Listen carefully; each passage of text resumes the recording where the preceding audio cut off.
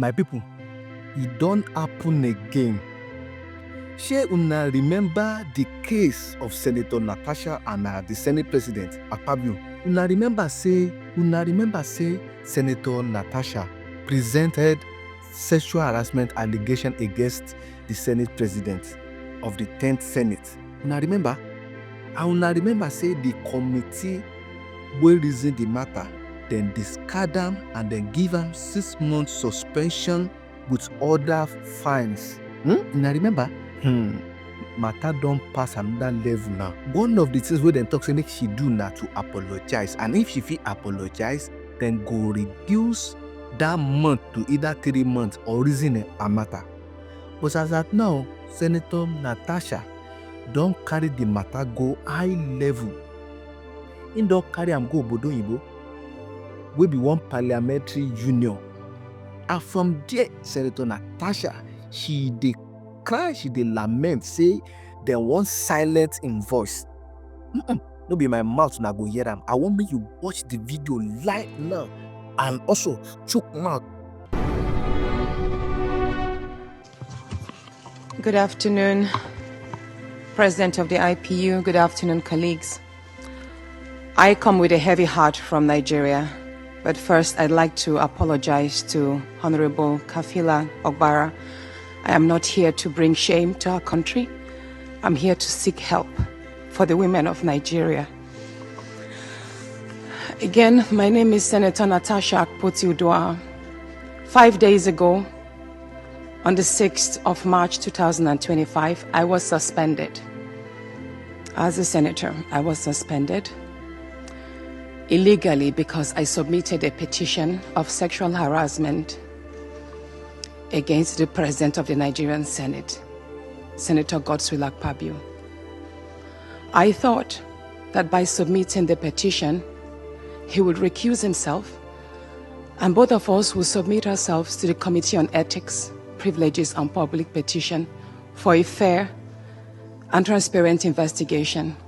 But unfortunately, I was silenced and I was suspended. I was suspended for 6 months, amongst many other stringent conditions, such as taking away my security, taking away all the officials, vehicles, and other items that were handed over to me as a senator. My salaries will be cut off.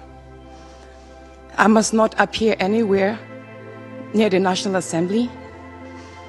And for 6 months, I'm not to introduce myself or present myself as a senator locally in Nigeria or internationally. That means I'm here illegally.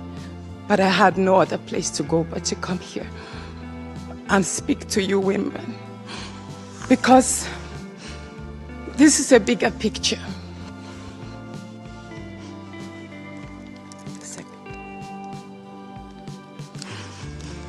This is a bigger picture. It depicts the crisis of women political representation. My suspension is not just about me. It's about the systemic exclusion of women from political leadership in Nigeria.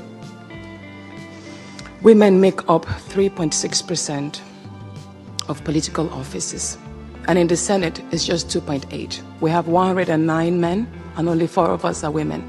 So right now, it's 108 with only 3 women. This is a clear case of political victimization, punishment for speaking out against impunity, corruption, and gender-based violence.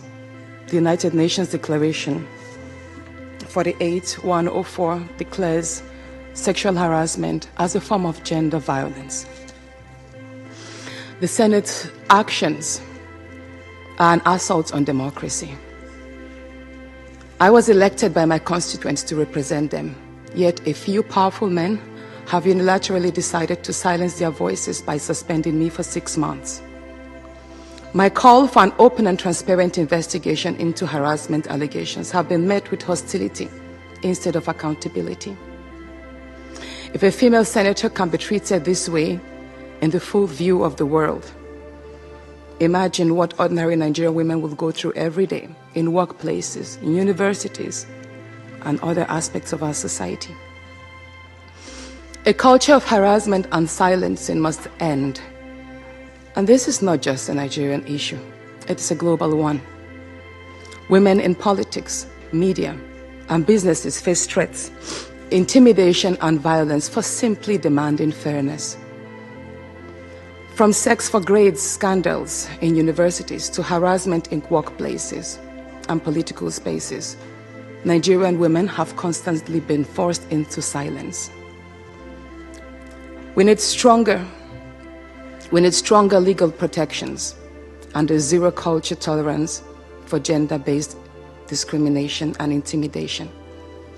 My call to the international community is such that the world must not stay silent as democracy and women's rights are rolled back in Nigeria.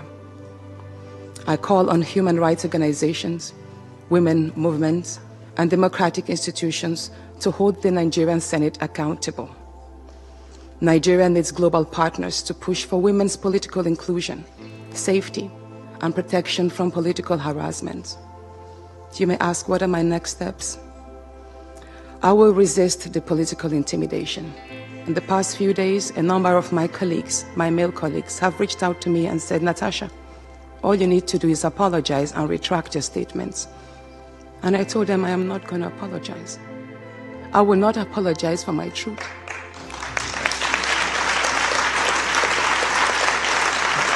Thank you. Thank you. And I told them that I will stand the 6-month suspension, and the very first day I return, I will represent my petition on sexual harassment. And I will continue doing so until there is a fair and transparent investigation. I will fight. Thank you.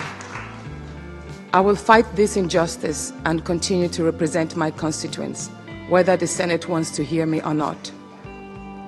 I will work with women's group, civil society, and legal teams to ensure that this unconstitutional suspension is squashed. This is bigger than me. This is about ensuring that no other woman in politics or public office will ever be silenced again. Thank you so much. What did she do? It makes sense, abi no make sense. Make these people take am up, abi make them not take am up. And another thing, even if them take am up, and does that mean say wetin Senator Natasha dey talk about sexual harassment allegation against the Senate President, Senator Akpabio, say na true?